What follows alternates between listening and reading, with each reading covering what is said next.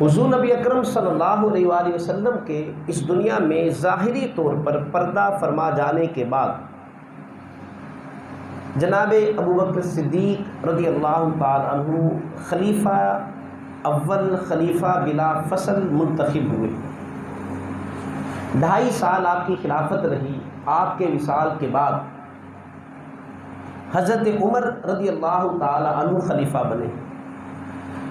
یہ اسلام کے عروج کا دور ہے، وہ اسلام جس کی بنیاد کریم آقا صلی اللہ علیہ وسلم رکھ کر گئے، وہ پودا جو آقا علیہ الصلوۃ والسلام نے لگایا اب وہ پھلدار درخت بن گیا، ایک تناور درخت بن گیا، جس کی داغ بیل آقا کریم صلی اللہ علیہ وسلم نے ڈالی۔ جب جناب ابوبکر صدیق کا وصال قریب آیا تو آپ سے پوچھا گیا کہ آپ اپنے بعد کسی کو نامزد کر جائیں، تو آپ نے حضرت عمر فاروق رضی اللہ تعالی عنہ کا نام لیا۔ آپ سے کسی نے پوچھا کہ آپ انہی کو منتخب کیوں کر کے جا رہے ہیں؟ اگر اللہ نے آپ سے سوال کر لیا تو آپ کیا جواب دیں گے؟ تو جناب صدیق اکبر رضی اللہ تعالی عنہ نے کہا، میں اللہ کی بارگاہ میں یہ جواب دوں گا کہ لوگوں میں سے جو سب سے بہتر تھا میں اسے منتخب کر کے آیا ہوں۔ حضرت عمر فاروق کا 10 سالہ دور بڑا سنہری دور ہے۔ کسی فتنے کو جرت نہیں ہوئی کہ وہ کوئی فتنہ برپا کر دے، کوئی شر انگیزی کر دے۔ ایسی عادلانہ حکومت اور حکومت پر ایسی مکمل گرفت۔ حضرت عمر کی شہادت ہوئی۔ ان کی شہادت کے وقت لوگوں نے کہا کہ آپ اپنے بعد اپنے بیٹے کو ولی عہد مقرر کر جائیں، عبداللہ کو۔ تو آپ نے کہا کہ عبداللہ جسے طلاق دینی بھی نہیں آتی، میں اسے لوگوں پر خلیفہ مقرر کر جاؤں؟ جو طلاق کا جو صحیح طریقہ ہوتا ہے، عبداللہ بن عمر نے اس طریقے کو اختیار نہیں کیا تھا۔ تو کہا کہ نہیں، میں اسے نامزد نہیں کر کے جاتا۔ آپ کسی کو نامزد نہیں کر کے گئے۔ آپ کے بعد حضرت عثمان غنی رضی اللہ تعالی عنہ کو خلیفہ بنا دیا گیا، خلیفہ ثالث۔ آپ کے 12 سال ہیں، اور پہلے 6 سال وہ اسی طرح گزرے جس طرح حضرت عمر فاروق کے دور میں جو اسلام کو عروج حاصل تھا، جو ترقی تھی، حضرت عثمان غنی کے پہلے 6 سال عروج کے سال تھے۔ بڑی سلطنتیں فتح ہوئیں، اسی طرح کامیابیاں ملی، اسی طرح لشکر اسلام کو بھیجا جاتا اور اسلامی فتوحات کے جھنڈے وہ گاڑتے چلے جاتے۔ بڑی عادلانہ حکومت جو پہلے 6 سال۔ اس کے بعد فتنہ پیدا ہونا شروع ہوا۔ جب اسلام آیا تو سب سے زیادہ تکلیف اسلام سے کس کو ہوئی؟ یہودیوں کو ہوئی۔ یہودیوں کو ان کی بےکنی کی، مدینہ سے نکالا، پھر خیبر سے یہودیوں کو نکال دیا گیا۔ سب سے زیادہ چوٹ اسلام سے جن کو پہنچی وہ یہودیوں کو پہنچی۔ شروع سے ہی ان کے دلوں میں اسلام کے بارے میں بوجھ تھا۔ اب تک جناب صدیق اکبر کا دور ان کو جرت نہ ہوئی کہ وہ کوئی شر انگیزی کرے۔ عمر فاروق کا دور کسی فتنہ پرور کو، کسی شریر آدمی کو جرت نہ ہوئی کہ وہ فتنہ پیدا کر دے۔ عثمان غنی کے پہلے 6 سال آپ کے دور خلافت کے بڑے پرامن اور ترقی کے دور تھے، وہ گزرے۔ اب کچھ باقی جو آگے جب اگلا دور شروع ہوا حضرت عثمان غنی کا، عبداللہ بن سبا نامی ایک شخص جو کہ یہودی تھا، اسلام کا لبادہ اوڑھ کر وہ مدینہ آیا، اور مدینہ میں آ کر اس نے شرمگیزی پیدا کرنا شروع کی۔ اس نے دیکھا کہ یہ حضرت عثمان غنی آپ بنو امیہ میں سے ہیں، بنو ہاشم، بنو امیہ، یہ 2 بڑے خاندان ہیں، ایک ہی خاندان لیکن 2 ناموں سے منسوب ہیں۔ بنو امیہ بھی قریش کی شاخ ہے، بنو ہاشم بھی قریش کی ایک شاخ ہے۔ بنو ہاشم آقا کریم صلی اللہ علیہ وسلم کے خاندان، اور بنو امیہ قریشی خاندان میں سے امیہ نامی شخص اس کی لڑی سے آ رہے تھے، ہیں قریشی۔ حضرت ابوبکر صدیق آپ نہ بنو ہاشم سے تھے نہ بنو امیہ سے، حضرت عمر فاروق نہ بنو ہاشم سے نہ آپ بنو امیہ سے، حضرت عثمان غنی بنو امیہ سے تھے۔ عبداللہ بن سبا اب اس نے آ کر جو فتنہ وہاں پر پیدا کرنا شروع کیا، وہی جو آبائی عصبیت تھی، جو باپ دادا میں جو شروع میں کوئی عداوت تھی، کیونکہ بنو ہاشم اور بنو امیہ ان کی ہمیشہ آپس میں مقابلہ بازی رہی تھی اسلام کے آغاز سے قبل، لیکن وہ مقابلہ بازی صرف لڑائیوں میں نہیں، وہ مقابلہ بازی نیکیوں میں بھی ہوتی تھی۔ جیسا کہ بنو ہاشم حجاج کرام کے لیے دسترخوان بچھاتے، تو بنو امیہ ان کے مقابلے میں اسی طرح حجاج کرام کی ضیافت کیا کرتے، انہیں پانی پلاتے، انہیں کھانا کھلاتے، اسی طرح ضیافت کا اہتمام کرتے۔ تو نفرتوں میں یہ نہیں کہ صرف نفرتوں میں ان کی مقابلہ بازی ہوتی، بلکہ اچھے کاموں میں بھی وہ مقابلہ بازی کرتے، ایک دوسرے سے آگے بڑھنے کی کوشش کیا کرتے۔ پھر نبوت بنو ہاشم میں آ گئی، آقا کریم صلی اللہ علیہ وسلم آپ مبعوث ہوئے، نبوت کا اعلان کیا، اب بنو ہاشم کا مراد اور بلند ہو گیا۔ عبداللہ بن سبا اس حقیقت کو وہ جانتا تھا کہ ان کے باپ دادا میں کچھ نہ کچھ وہ خاندانی چپکلش رہی ہے، اور اسی نے اسی بات کو دوبارہ شروع کر دیا کہ خلافت کے صحیح حقدار بنو ہاشم کے چشم و چراغ جناب حضرت علی رضی اللہ تعالی عنہ تھے، اور عثمان غنی کو آپ نے خلیفہ بنا دیا۔ مدینہ میں جب اس نے یہ شر انگیزی پیدا کرنا شروع کی، اب وہاں پر تھے جلیل القدر صحابہ، تو وہاں پر اس کی دال نہیں گلی۔ اب اس نے دیکھا کہ یہاں پر تو لوگ میرے حامی ہوتے نہیں ہیں، اور دعویٰ کیا تھا حضرت علی کے ساتھ محبت کا، اور اس محبت کی آڑ میں یہ فتنہ پیدا کرنا اس نے شروع کیا تھا۔ یہاں پر صحابہ کی بڑی جماعت تھی، وہ تو اس کی باتوں میں آئے نہیں۔ اب اس نے وہاں سے بصرہ کی طرف اپنا سفر شروع کیا، پھر بصرہ گیا، وہاں پر ایک جماعت، وہاں پر ایک اپنی بنا لی، پھر وہاں سے کوفہ گیا، کوفہ میں، دمشق میں، اس طرح مختلف علاقوں میں اس نے اپنی ایک جماعت بنا لی، اور جماعت یہ ان کو سبائی کہا جاتا ہے، عبداللہ بن سبا کے نام سے یہ سبائی جماعت، ایک جماعت ان کی بن گئی، دعویٰ حضرت علی کے ساتھ محبت کا، لیکن اندر ہی اندر وہ فتنہ تھا کہ مسلمانوں کے درمیان لڑائی کروانی ہے، چپکرش کوانی ہے۔ اور پھر اب یہی فتنہ یہ بڑا تھا حضرت عثمان غنی کے دور میں، جب یہ تین اشخاص بصرہ سے، کوفہ سے، شام سے 1,000 کا لشکر وہ لے کر آئے مدینہ کی جانب، اور وہاں پر یہ فتنہ یہ پھیلایا کہ حضرت عثمان غنی وہ اقربا پرور ہیں۔ یہ الزام آپ پر لگایا گیا، اور پھر اور بہت سارے فتنے پیدا کیے گئے، شرنگیزی پیدا کی گئی، اور حضرت عثمان غنی اسی فتنے کی زد میں آپ شہید ہوئے۔ حضرت عثمان غنی شہید ہوئے، حضرت علی رضی اللہ تعالیٰ عنہ کو خلیفہ بنا دیا گیا۔ اب یہ سبائی لوگ ہی، یہی لوگ عثمان غنی کو شہید کرنے والے تھے، اور یہی لوگ حضرت علی رضی اللہ تعالیٰ عنہ کی خلافت کو برقرار رکھنے والے، قائم رکھنے والے، کیونکہ جب عثمان غنی شہید ہوئے لوگ حضرت علی کے پاس آئے، ان سے پہلے وہ حضرت زبیر کے پاس آئے، حضرت طلحہ کے پاس آئے، یہ 10 مبشرہ میں سے حضرت طلحہ، اور انہیں کہا کہ آپ لوگوں سے بیعت لیں تاکہ امت مسلمہ خلیفہ سے محروم نہ رہے۔ انہوں نے انکار کر دیا۔ حضرت طلحہ نے کہا کہ نہیں، میں لوگوں سے بیعت خلافت کی نہیں لے سکتا۔ جب ان دونوں نے انکار کیا، حضرت زبیر نے بھی انکار کر دیا، حضرت طلحہ نے بھی انکار کر دیا، اب لوگ پھر حضرت علی رضی اللہ تعالیٰ عنہ کے پاس آئے۔ حضرت علی بھی بیعت اس موقع پر لینا نہیں چاہتے تھے، کیونکہ الزام پھر آپ پر آنا تھا کہ شاید حضرت عثمان غنی کو شہید کرنے میں حضرت علی کا بھی کوئی ہاتھ ہو۔ فتنہ جو تھا پورے مدینہ میں فتنہ پھیل چکا تھا، اور ایک غلط فہمی لوگوں کے ذہنوں میں پیدا کی گئی تھی، لیکن آپ نے دیکھا کہ امت خلیفہ سے محروم ہے، اور حضور صلی اللہ علیہ وسلم کا فرمان ہے کہ مسلمانوں پر امیر لازمی ہونا چاہیے، امیر کے بغیر قوم نہیں رہتی، امت نہیں رہتی، بھٹک جاتی ہے۔ تو حضرت علی نے نہ چاہتے ہوئے آپ نے لوگوں سے بیعت لی، اور آپ کی بیعت کو، آپ کی خلافت کو مستحکم کرنے والے بھی عبداللہ بن سبا کے لوگ تھے۔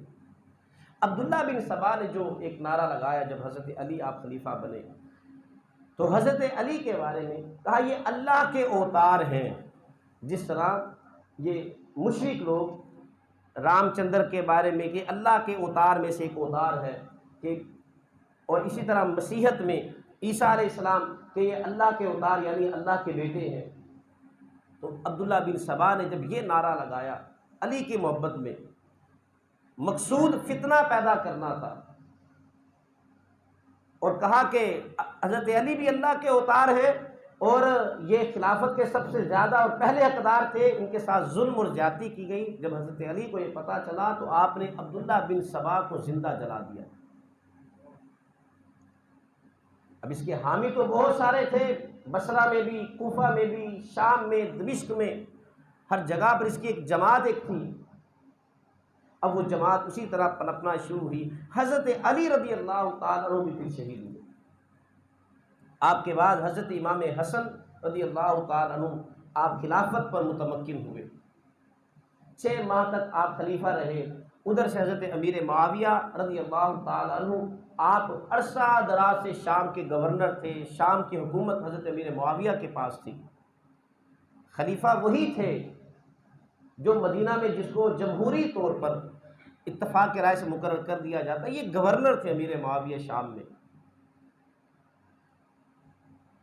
حضرت امام حسن مجتبیٰ رضی اللہ تعالیٰ عنہ آپ 6 ماہ تک آپ رہے۔ آپ نے دیکھا کہ ادھر سے حضرت امیر معاویہ وہ بھی آپ بھی خلافت کی طرف مائل ہے، اور آقا علیہ الصلوۃ والسلام کی حدیث پاک بھی تھی، حضور نے فرمایا تھا میرا یہ بیٹا حسن 2 گروہوں کے درمیان صلح کروائے گا۔ تو 6 ماہ تک آپ خلیفہ رہے، اس کے بعد آپ نے خلافت سے دستبرداری کا اعلان کر دیا، کیونکہ جو سبائی فتنہ تھا یہ اس وقت بھی یہ اسی طرح کچھ نہ کچھ شرانگیزی کر رہا تھا، فتنہ پیدا کر رہا تھا، امت مسلمہ میں وہ لڑائی جھگڑے ہوئی ساری چیزیں کروا رہا تھا۔ تو حضرت امام حسن مجتبیٰ رضی اللہ تعالیٰ آپ نے دیکھا کہ فتنہ بڑھ نہ جائے، کیونکہ امت مسلمہ میں بیک وقت 2 خلیفہ نہیں ہو سکتے، تو آپ نے خلافت سے دستبردار ہونے کا اعلان کر دیا۔ یہی سبائی لوگ جو کہ حسن مجتبیٰ رضی اللہ تعالیٰ عنہ کو اب یہ تانے دینے لگے اور کہا یا آر العرب، اے عرب کو شرمندہ کرنے والے، یہ تانا دیا یہ سبائی لوگوں نے، حالانکہ انہیں یہ نہیں پتا تھا کہ حضور کی حدیث مبارکہ بھی ہے کہ میرا یہ بیٹا امت مسلمہ کے 2 گروہوں میں صلح کروائے گا۔ حضور کی حدیث نے بھی تو پورا ہونا تھا۔ حضرت حسن مجتبیٰ تک یہ 30 سال کا عرصہ پورا ہوا، جس کے بارے میں آقا صلی اللہ علیہ وسلم کی پیشین گوئی تھی۔ حضور نے فرمایا تھا کہ 30 سال تک خلافت رہے گی، اور یہ 30 سال حضرت حسن مجتبیٰ کے 6 ماہ ملا کر مکمل ہوتے ہیں۔ اب اس کے بعد ملوکیت شروع ہو جاتی ہے، جب حضرت امیر معاویہ آپ تخت خلافت پر بیٹھتے ہیں۔ وہ خلافت نہیں ہے، اسے ملوکیت کہا جاتا ہے۔ ملوکیت بادشاہت، اب وہ بادشاہت تھی۔ حضرت امیر معاویہ کے 20 سال گزرے ہیں، اور آپ امیر معاویہ، اب بعض لوگ حضرت امیر معاویہ پر طعن و تشنیع کرتے ہیں کہ یہ یزید کے باپ ہیں، لیکن یہ نہیں دیکھتے کہ امیر معاویہ رضی اللہ تعالیٰ عنہ صحابی رسول بھی ہیں، اور کسی صحابی پر بات کرنا گویا کہ حضور کی ذات پر بات کرنا ہے۔ لوگوں کو یہ فہم نہیں ہے، شعور نہیں ہے، ذاکرین کو، ان کے سننے والوں کو، عام سادہ لوگوں کو صحابی پر اعتراض کرنا گویا کہ حضور کی ذات پر اعتراض کرنا ہے۔ اب سوال پیدا ہوگا وہ کیسے؟ کیونکہ اللہ رب العزت نے قرآن مجید میں فرمایا یتلو علیہم آیاتہ ویزکیہم ویعلمہم الکتاب والحکمہ، محبوب آپ ان کا تزکیہ نفس کیجئے، ان کو تعلیم دیجئے، ان کی تربیت کیجئے۔ تو نبی کے تربیت یافتہ صحابی ہوتے ہیں، تو صحابی پر اعتراض کرنا گویا کہ نبی کی تربیت پر اعتراض کرنا کہ شاید معاذ اللہ نبی ان کی تربیت نہ صحیح نہیں کر سکے۔ لوگوں کو یہ فہم نہیں ہے۔ امیر معاویہ رضی اللہ تعالیٰ عنہ آپ پھر ان چنیدہ لوگوں میں سے تھے جو کہ وحی کو لکھا کرتے تھے۔ ہر ایک کو یہ منصب نہیں دیا جا سکتا کہ وہ جو وحی ہے، جو قرآن مجید ہے، اس کو لکھے۔ یہ مخصوص چنیدہ خاص لوگ تھے جن کی ڈیوٹی آقا صلی اللہ علیہ وسلم نے لگائی تھی کہ تم وحی کو لکھا کرو، جو امانت دار ہیں، جن کے اوپر مکمل اعتماد ہے۔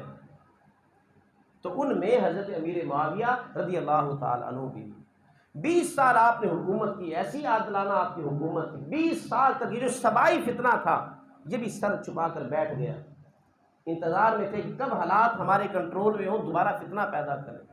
لیکن امیر معاویہ رضی اللہ تعالیٰ کو 20 سال ان میں سے کسی کو جرت نہیں ہوئی کوئی یہاں پر شرنگیزی کر دے۔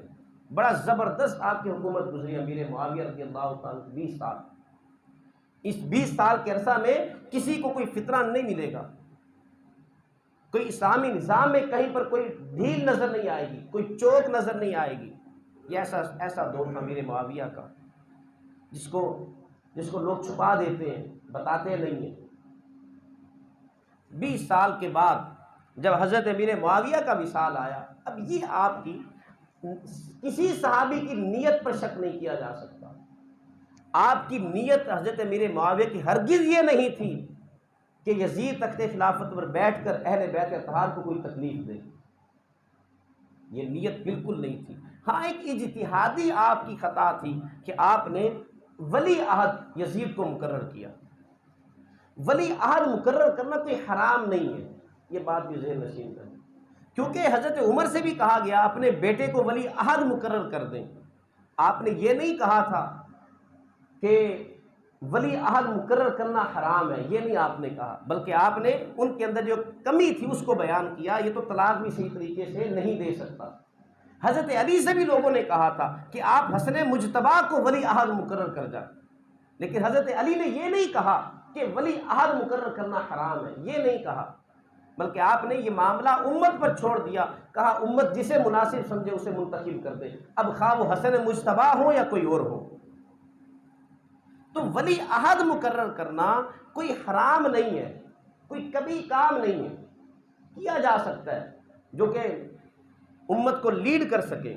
لیکن حضرت امیر معاویہ رضی اللہ تعالیٰ عنہ آپ نے اس نیت سے اسے ولی عہد مقرر کیا کہ یہ قابل ہے اور یہ امور سلطنت کو جانتا ہے اور ان امور کو اور یہ امت مسلمہ کو صحیح طریقے سے لیڈ کر سکے گا۔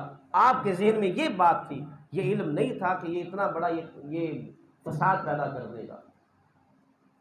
تو یزید جب تخت خلافت پر بیٹھا، اب یہاں سے جو اصل جو قصہ یہ شروع ہوتا ہے یہ حضرت امام حسین رضی اللہ تعالیٰ عنہ کے حوالے سے۔ تخت خلافت پر بیٹھا، اس نے خط بھیجا کہ میرے نام پر لوگوں سے بیعت لو۔ مدینہ میں حضرت امام حسین رضی اللہ تعالیٰ عنہ اور آپ کے دیگر رفقا اہل بیت اطہار کے دیگر چشم و چراغ، اب یہ سب وہاں پر ہیں اور ان کا باقاعدہ طور پر کہا گیا کہ ان سے بیعت لو۔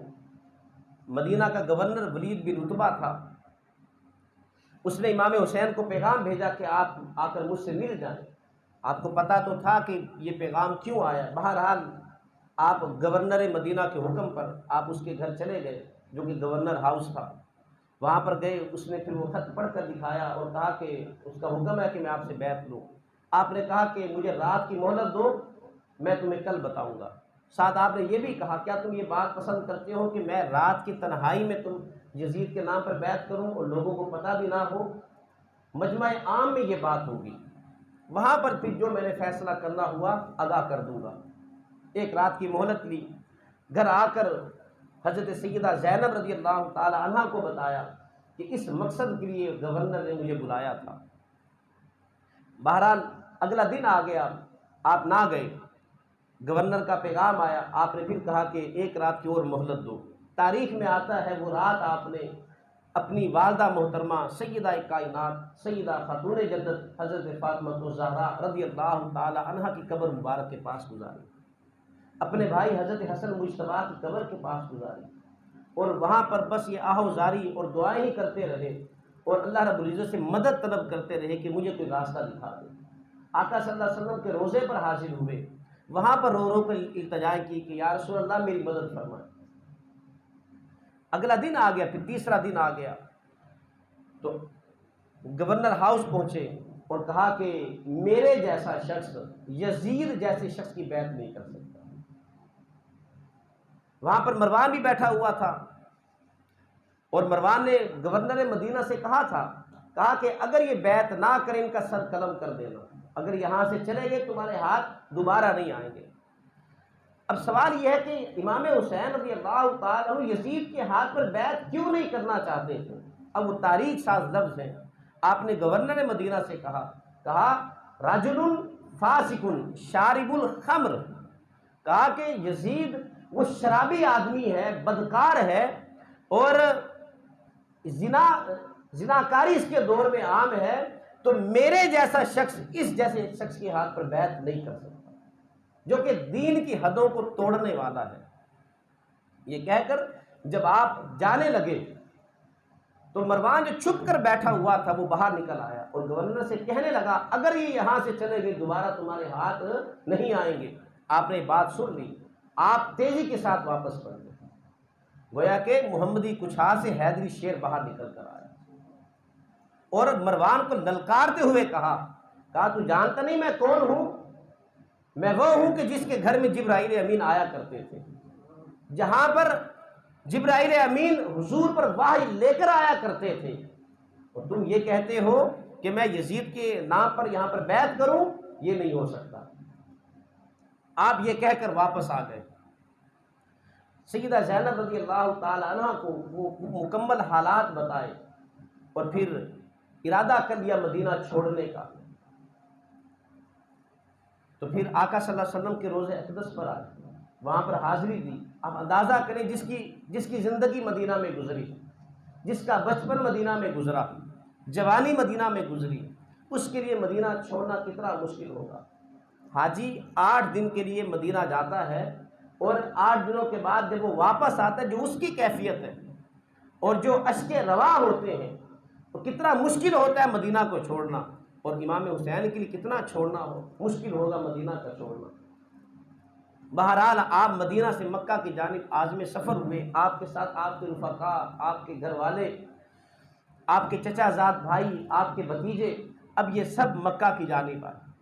اور جب مکہ پہنچے ذوالحج کا مہینہ شروع ہو چکا تھا. اب وہاں پر آئے، وہاں پر ذوالحج کے مہینے سے پہلے ہی وہاں پر تشریف لے آئے تھے.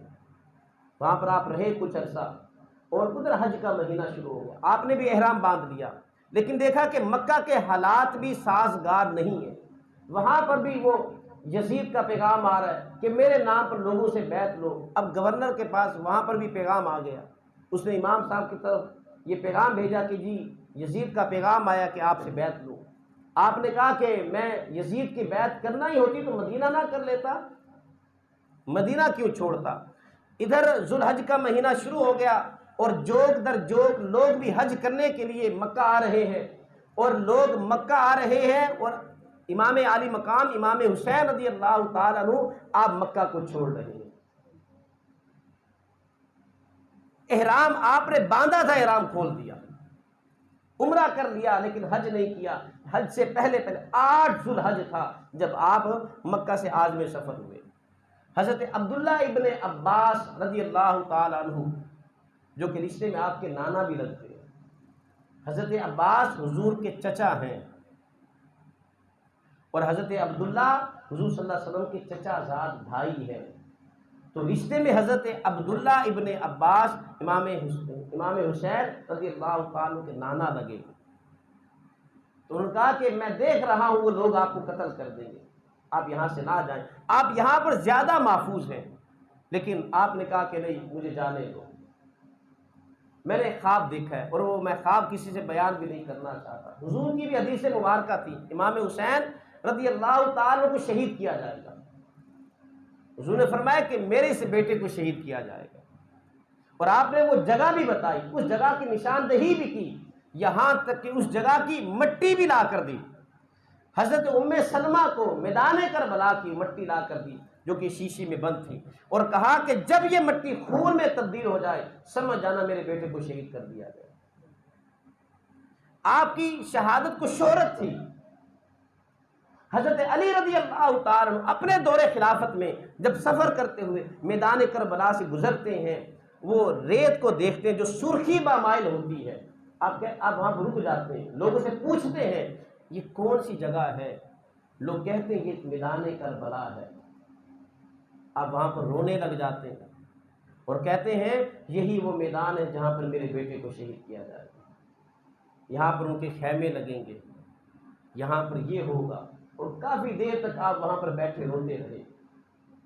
امام عالی مقام، آپ سے کسی نے کہا نا کہ چلو حج تو کرتے جائیں، 8 ذی الحج ہے، 2 دن باقی ہیں، حج تو کرتے جائیں، تو آپ نے کہا کہ نہیں، جو حج میں کرنے جا رہا ہوں وہ انوکھا اور البیلا حج ہوگا، وہ حج تا قیامت یاد رکھا جائے گا۔ تم بھی طواف کرو گے، میں بھی طواف کروں گا، تم بھی احرام باندھو گے، میں بھی کفن باندھ لوں گا، ایک حج تمہارا ہوگا، ایک حج میرا ہوگا۔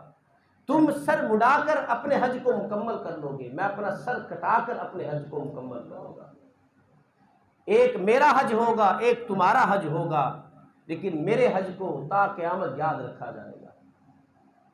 حسین اگر شہید نہ ہوتا تو آج گھر گھر یزید ہوتا، اسلام کی عظمت عیاں نہ ہوتی، خدا کے گھر میں اذان نہ ہوتی۔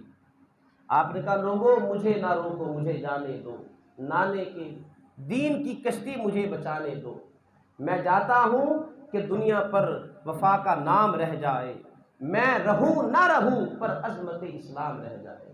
میں اگر نہیں جاتا تو دین جاتا ہے۔ تو امام عالی مقام امام حسین رضی اللہ تعالیٰ عنہ، آپ نے مکہ سے رخت سفر باندھا۔ جب آپ مکہ سے کچھ میل کے فاصلے پر ایک مقام پر پہنچے تو وہاں پر ایک شاعر فرزق، اس سے ملاقات ہوئی، اس سے پوچھا سناؤ کوفہ والوں کے کیا حالات ہیں؟ تو انہوں نے کہا کہ کوفہ والوں کے دل آپ کے ساتھ ہیں، تلواریں آپ کے ساتھ نہیں ہیں۔ آپ کوفہ کیوں جانا چاہتے تھے؟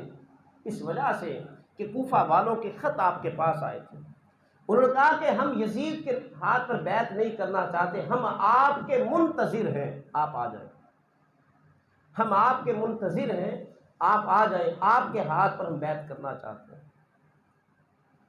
اور یہ خط جو تھے 100 سے زائد خط تھے، اس وجہ سے امام عالی مقام آپ کوفہ جانا چاہتے تھے۔ اگر نہ جاتے تو لوگ یزید کے ہاتھ پر بیعت کرتے، اور کل قیامت کے دن اگر اللہ کی بارگاہ میں یہ سوال ہوتا کہ جب دین کی حدوں کو توڑا جا رہا تھا، امام عالی مقام آپ میدان کربلا میں کیوں آئے؟ دین کی حدوں کو توڑا جا رہا تھا، جو شرعی حدود ہے، شراب نہیں پینا، شراب عام ہو چکی تھی، بدکاری نہیں کرنی، دور جاہلیت کی طرح بدکاری عام ہو گئی تھی، یہ شرعی حدود ہے، یہ اللہ کی حدیں ہیں، خبردار چوری نہیں کرنی، خبردار شراب نہیں پینا، خبردار زنا نہیں کرنا، یہ دین کی حدیں ہیں، ان کے قریب بھی نہیں جانا، اور دین کی حدوں کو توڑا جا رہا تھا۔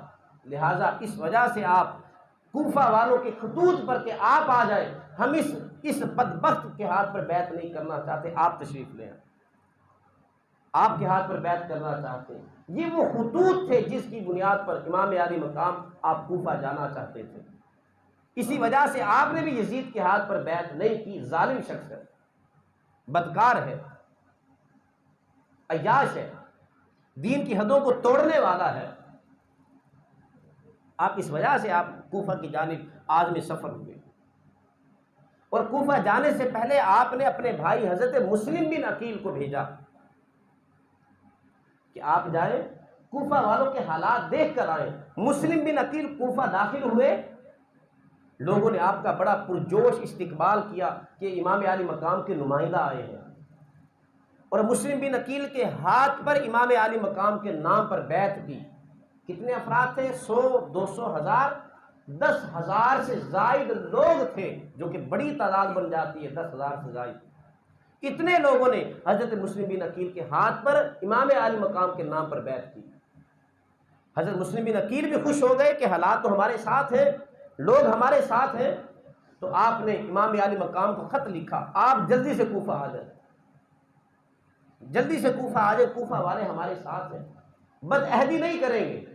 مسلم بن عقیل کو بھیجا اس لیے تھا کہ جا کر دیکھ کر آؤ کوفہ والوں نے جو خط لکھا ہے اپنے قول میں سچے ہیں کہ جھوٹے ہیں، کیونکہ انہوں نے پہلے حضرت علی سے بھی بے وفائی کی تھی، ان کو دیکھنا چاہتے تھے، لیکن انہوں نے بڑا پرجوش استقبال کیا۔ مسلم بن عقیل نے بھی خط لکھ دیا جلدی سے کوفہ آ جائیں، تو آپ نے بھی اپنا سفر تیز شروع کر دیا۔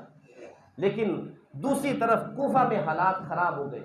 عبید اللہ ابن زیاد نے مسلم بن عقیل کا گھیراؤ کیا تو کوفہ والے شروع سے بے وفا تھے، بزدل لوگ ہیں، الکوفی لا یوفی، یہ کسی کے ساتھ وفا نہیں کرتے۔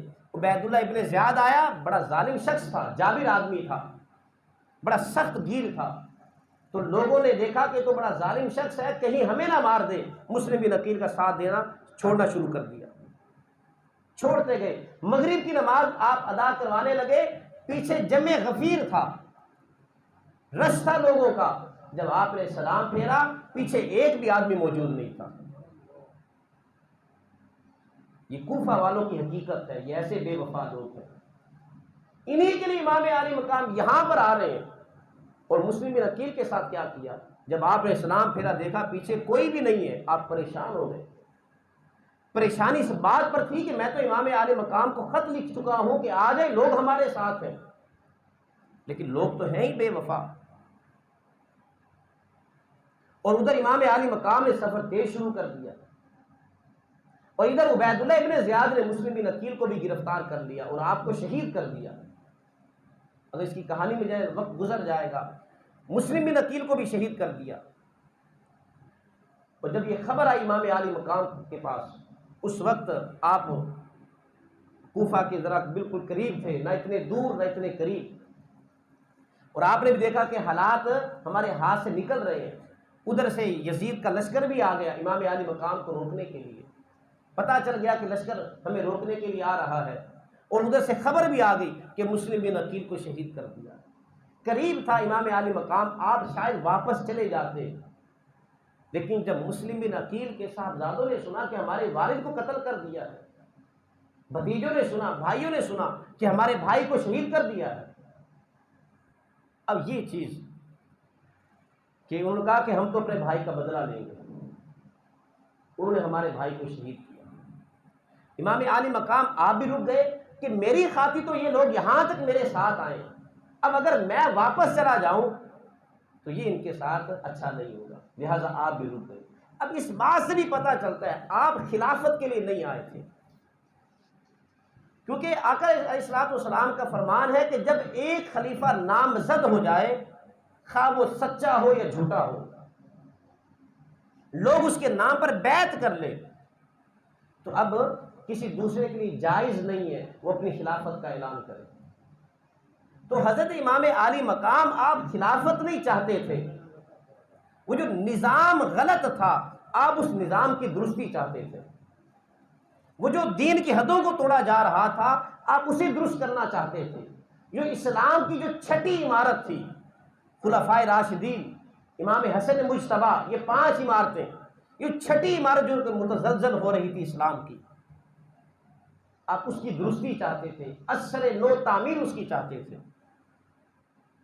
تو آپ نے دیکھا کہ مسلم بن عقیل کا یہ میرے بھائی میرے بھتیجے بدلہ لینا چاہتے ہیں، اور یہ میری خاطر یہاں تک آئے، اور میری وجہ سے ہی مسلم بن عقیل کو شہید کیا گیا، اب آپ نے مناسب نہ سمجھا واپس جانا، یہاں تک کہ میدان کربلا میں پہنچ گئے۔ قصہ مختصر، 22,000 کا لشکر تھا، پہلے 10,000 کا لشکر بھیجا، پھر اور بھیجا، 22,000 کا لشکر جرار ہے۔ کتنے افراد ہیں روکنے کے لیے؟ کتنے افراد کو روکنے کے لیے؟ 72 افراد ہیں، یہ خانواد رسول صلی اللہ علیہ وسلم ہے۔ تو آپ نے وہاں پر لوگوں کو ایک بلیغ خطبہ دیا، آپ نے کہا لوگوں میرے حق کو پہچانو میں کون ہوں، میرے نسب پر غور کرو، اس وقت روئے زمین پر اگر کسی نبی کا نواسا ہے تو میں ہوں، روئے زمین پر اگر کسی نبی کا خاندان ہے تو وہ ہم ہیں، میرے نسب کو پہچانو۔ انہوں نے کہا کہ بس 2 ہی باتیں ہیں، یا تو یزید کی بیعت کر لو یا پھر مقابلے کے لیے تیار ہو جاؤ۔ آپ نے کہا اگر بیعت کرنا ہی ہوتی تو میں مدینہ نہ کر لیتا، یہ تو ہو نہیں سکتا۔ آپ نے 3 باتیں ان کے سامنے رکھی، آپ نے کہا جہاں سے میں آیا ہوں مجھے وہاں پر واپس جانے دو، مدینہ، اگر وہاں پر نہیں جانے دینا چاہتے مجھے یزید کے پاس جانے دو، میں خود جا کر اس سے بات کرتا ہوں۔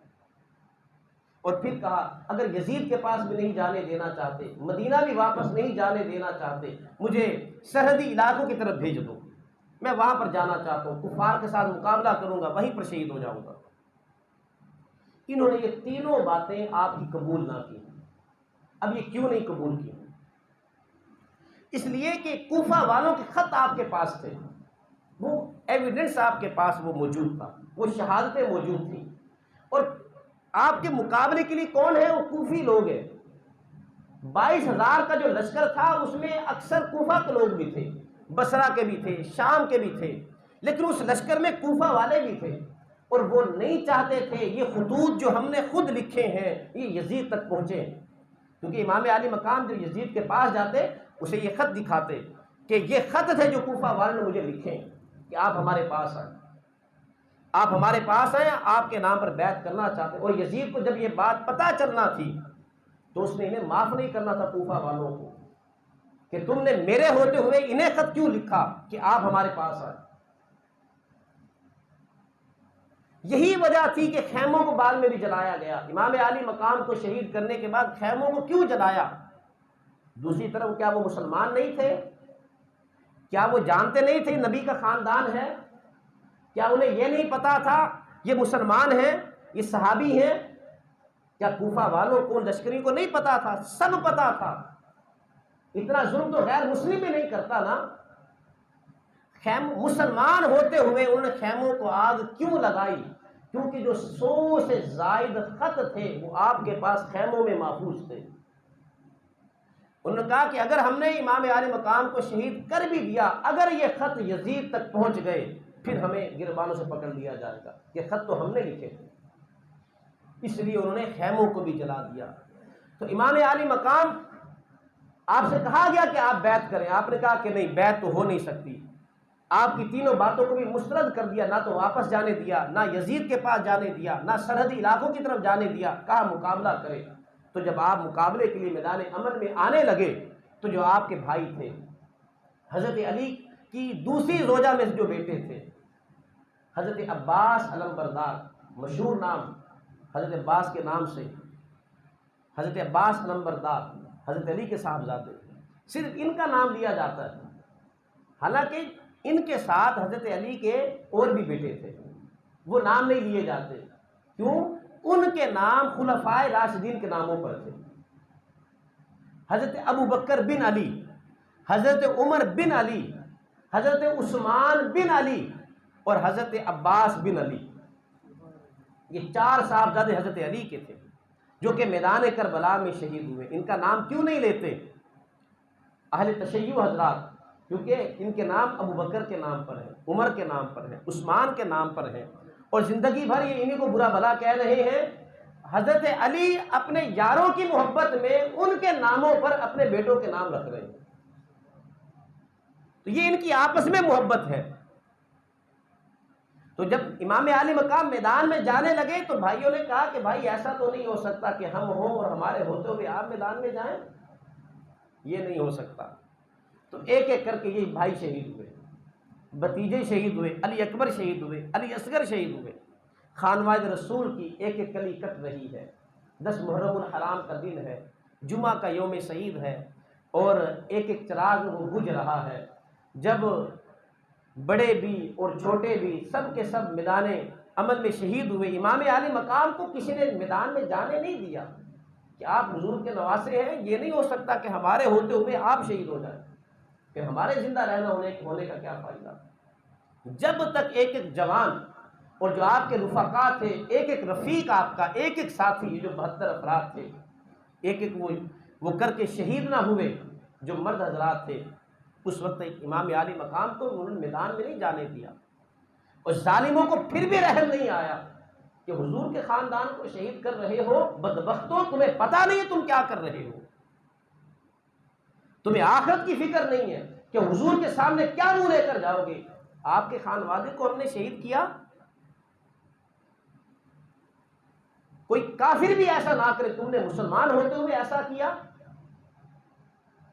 تو جب یہ سب شہید ہو گئے، اب امام عالی مقام آپ خود میدان میں آئے، آقا صلی اللہ علیہ وسلم کا امامہ اپنے سر پر باندھا، حضور کی زرہ اپنے سینے پر باندھی، اور ذوالفقار تلوار لے کر آپ میدان عمل میں آئے۔ گویا کہ حیدری کچھار سے محمدی شیر باہر آیا۔ کسی کو جرأت نہ ہوئی کہ نواس رسول، شبیہ رسول صلی اللہ علیہ وسلم کے مقابلے میں آ جائے۔ اب دور سے حملہ کر رہے ہیں، جو قریب آتا آپ گردن کاٹ کے رکھ دیتے، آپ نے درجنوں گردنیں کاٹ کر رکھ دی. علی کے صاحبزادے ہیں شیر خدا کے, نواسے رسول ہیں, کس میں تاب ہو جو آپ کا مقابلہ کر کے دکھائے.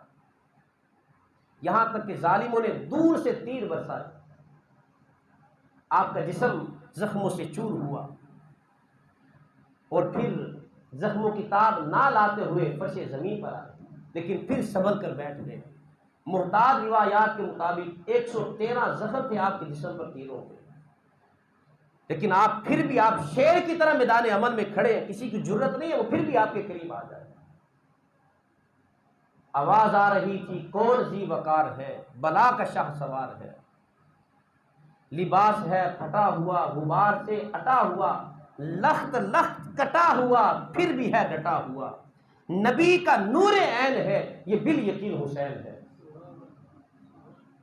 تو جب زخم زیادہ ہوئے, تلواروں کے گھاؤ, نیزوں کے گھاؤ, تیروں کے گھاؤ, اور زخم چھلنی ہو چکا, تو آپ فرش زمین پر آئے. سنان بن نخی آگے بڑھا کہ آپ کا گلا کاٹ دے, لیکن پھر ڈر گیا, جرت نہ ہوئی کہ آپ کے قریب آ جائے. پھر شمر ذی جوشن یہ بدبخت آگے بڑھا, آپ نے دیکھا وقت آخر قریب ہے, آپ نے اپنا سر سجدے میں رکھ دیا, اپنا سر سجدے میں رکھ دیا. اللہم رضن بقضائکا وصبرن علی بلائکا تسلیما لامرکا سبحان ربی الاعلی. اے اللہ میں تیرے فیصلے پر راضی ہوں, تیرے قضاء پر راضی ہوں, تیرے حکم پر سر کو جھکا دیا ہوں, اور جتنی آزمائشیں آئی ان پر صبر کیا. باری تعالیٰ میری زبان پر اف نہیں آیا. عاشقوں کی آزمائشیں ایسی ہی ہوا کرتی ہیں, جن کے ساتھ پیار ہوتا ہے ان پر آزمائشیں اسی طرح آتی ہیں, بلکہ یہاں پر محبت میں مصلوب بھی ہوتے ہیں, اور کہا جاتا ہے خبردار اف نہیں کرنا. یہاں پر تو پھر محبت میں آرے میں چیر بھی دیا جائے تو زبان پر اف نہیں آتی, آواز آتی ہے خبردار, اگر اف کیا تو صابروں سے نام نکال دوں گا. اب یہاں پر بھی کڑا امتحان تھا. یہ عشق ہے دل لگی نہیں, زخم پہ زخم کھا کے جی, خون جگر کے گھونٹ پی, آہ نہ کر لبوں کو سی, عشق ہے دل لگی نہیں. یہاں پر امتحان ہے, یہ امتحان گاہ عشق ہے. تو کہا مالک بھائی کٹا کر, بچے کٹا کر, اپنا سارا خاندان اجاڑ کر, اپنا گھر اجاڑ کر, مالک تیری بارگاہ میں حاضر ہو رہا ہوں, کیا تو حسین ابن علی سے راضی ہے کہ نہیں راضی. آواز آ رہی تھی اس نواسے پر محمد مصطفیٰ کو ناز ہے, اس پیارے پر علی شیر خدا کو ناز ہے. اوروں نے بھی سجدے کیے پر اس کا عجب انداز ہے, اس نے وہ سجدہ کیا جس پر خدا کو ناز ہے. آپ نے دیکھا کہ یہ قریب آ رہا ہے, اپنا سر سجدے میں رکھ دیا. دعا ابراہیمی قبول ہو رہی تھی, ربی اجعلنی مقیم الصلاۃ ومن ذریتی. ابراہیم علیہ السلام نے دعا کی تھی کہ باری تعالیٰ مجھے بھی میری اولاد کو بھی نماز پر قائم رکھنا. تو امام علی مقام نے یہ پیغام دیا میدان کربلا میں بھی آ کر. آپ کا سر جب آپ کی گردن کاٹی گئی تو آپ کا سر سجدے میں تھا. شمر ذی جوشن جس کے جسم پر برس کے نشان تھے, تو جب یہ آپ کی گردن کاٹنے لگا یہ بدبخت آدمی, تو آپ نے اس کی طرف دیکھا تو کہا صدقتا یا رسول اللہ صلی اللہ علیہ وسلم, یا رسول اللہ آپ نے سچ فرمایا. آپ نے فرمایا کہ میں نے حضور کی حدیث سنی ہے, حضور نے فرمایا تھا ایک چتکبرا کتا میرے اہل بیت کے خون میں منہ مار رہا ہے, اور آج حضور کی بات پوری ہوگی, تو ہی وہ بدبخت آدمی ہے. آپ کی شہادت ہوئی, آپ کی شہادت ایک عظیم شہادت ہے, اور جس کا کوئی نئی ایسی شہادت نہ تو پہلے ہوئی نہ کوئی تا قیامت ہوگی. امام علی مقام آپ شہید ہو کر بھی آپ زندہ ہیں. یزید جو ظاہری طور پر وہ اس جنگ کو جیت گیا تھا یہ اس کی شکست تھی, اور امام علی مقام آپ نے سر کٹا کر اسلام کو زندہ کر دیا. تا قیامت امام علی مقام کے اس پیغام کو یاد رکھا جائے گا. امام علی مقام آپ زندہ, آپ کا پیغام زندہ, اور آپ کا نام زندہ. یزید مٹ گیا, اس کا تشخص ختم ہو گیا, اس کا نام مٹ گیا, اس کا نام لینے والا کوئی نہیں ہے. اگر کوئی نام لیتا بھی ہے سر جھکا کر لیتا ہے, کوئی اس کی محبت کا دعوے دار نہیں ہے. آج ہم ہیں, حسین ابن علی کا نام لیتے ہیں تو سینہ چوڑا ہو جاتا ہے, سر فخر سے بلند ہو جاتا ہے. حسین ابن علی کا نام لیتے ہیں تو خون میں گردش آ جاتی ہے, جوش و خروش آ جاتا ہے, محبت کے جذبات جاگ جاتے ہیں. امام علی مقام کا وہ پیغام آج بھی زندہ ہے. اور وہ پیغام یہی ہے، سرداد ناداد دست در دست یزید حقا کے بنا لا الہ است حسین، کہ لوگوں جب بھی کوئی باطل شخص تمہارے سامنے آئے، کوئی ایسا شخص جو دین کی حدوں کو توڑتا ہے، جو اسلام کے نام کو خراب کرتا ہے، جو اسلامی نظام کو چیلنج کرتا ہے، امام عالی مقام حسینیت کردار یہ ہے کہ پھر اس کے سامنے سینہ سپر ہو کر کھڑے ہو جائیں، باطل کو ووٹ نہ دیں، باطل کے آگے اپنی گردن نہ جھکائیں۔ امام عالی مقام نے اپنا سر تو کٹا دیا لیکن باطل کے سامنے اپنے سر کو جھکایا نہیں۔ یہی حسینیت ہے، یہی میں پیغام اس موقع پر دینا چاہتا ہوں۔ یزیدیت آج بھی ہے، اس دور میں نہیں تھی۔ یہ یزیدیت ہے کہ ایک باطل شخص کو اگر ہم لوگ سپورٹ کر کے آتے ہیں، یاد رکھنا یہ یزیدیت ہے۔ دین کی حدوں کو توڑنے والے کو اگر منتخب کر کے آتے ہیں، یہ یزیدیت ہے۔ یہ کوفہ والوں کی طرح عمل ہے، جس طرح انہوں نے کام کیا تھا۔ دل میں ہم سب چاہتے ہیں نظام مصطفیٰ قائم ہو، ہر ایک کے دل میں ہوگا شریعت نافذ ہو، نظام مصطفیٰ نافذ ہو۔ دل دین کے ساتھ ہے، حمایت یزید کے ساتھ ہے۔ یہی ہمارے حالات ہیں۔ الکوفی لا یوفی، کوفہ والے بے وفا ہے، ہم کون سا وفادار ہیں؟ تم بھی تو وفادار نہیں۔ ہم نے کون سا وفا کی ہے؟ ہمارے دل دین کے ساتھ ہیں۔ نظام شریعت ہو، اسلامی نظام ہو، یہ نظام ہو، عادلانہ نظام ہو، بہتری ہو نظام میں، قابل اور ملک کی صلاحیت کو، ملک کی ترقی کو آگے لے کر جانے والے لوگ سامنے آئیں، یہ ہمارا دل ہے۔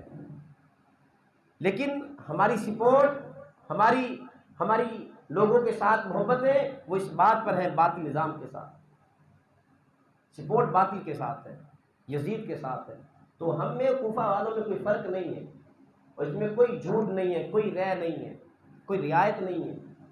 اللہ ہمیں سمجھ عطا فرمائے۔ حسینیت کا نام لینے والوں، امام حسین کا نعرہ لگانے والوں، جب نظام کی بات آتی ہے پھر حسینیت کے دار پر کیوں نہیں عمل کرتے؟ پھر کیوں نہیں کرتے آپ لوگ؟ بس یہیں پر ہم کھپتے رہیں گے، آپ کو کہتے رہیں گے، کب ذہن سازی ہوگی؟ کب اپنے آپ کو تبدیل کریں گے؟ اس نظام کو سپورٹ کریں گے۔ پچھلے دنوں وہ جج کی اہلیہ نے بچی کے اوپر ظلم کیا، وہ آج فوت بھی ہو گئی ہے، اور ابھی تک اس کے اوپر کسی نے ہاتھ نہیں ڈالا۔ یہ خبر ہے، آپ نیوز جا کر سن لیں، جا کر پتہ آپ کو بھی ہوگا۔ ایک شریف آدمی جو فیصل مسجد کے سامنے وہ ریڑھی لگاتا تھا، اسے پکڑ کر قید کر دیا، 3 لاکھ روپے جرمانہ کیا۔ جج صاحب کے ریمارکس تھے کہ اتنا تھوڑا جرمانہ کیوں کیا ہے؟ وہ غریب آدمی پر 3 لاکھ اور 6 ماہ کی قید، یہ جرمانہ کم ہے، یہ زیادہ کیوں نہیں کیا؟ ان لوگوں کو یہ کیوں نہیں نظر آتا کہ ایک بچی پر ظلم ہوا اور آج وہ زخموں کی تاب نہ لاتے ہوئے وہ بیچاری جاں بحق ہو گئی ہے، اور ابھی تک نہ میڈیا پر کوئی بات آ رہی ہے، نہ مقتدر ادارے کوئی اس کے خلاف ایکشن لے رہے ہیں۔ آپ اس نظام کو سپورٹ کرتے ہیں، یہ سچی اور کھری بات ہے۔ خدا کا واسطہ ہے ایسے لوگوں کو نہ سپورٹ کریں، نہ ان کی تائید کریں۔ خدا کا واسطہ ہے آپ کو، ان کے گناہ میں نہ چاہتے ہوئے ہم لوگ ان کو ووٹ دینے کے بعد شامل ہو جاتے ہیں، اس گناہ میں ہم بھی شامل ہیں۔ اللہ ہمیں سمجھ عطا فرمائے۔ وصلی اللہ تعالی علی حبیبہ محمد و آلہ و اصحابہ اجمعین۔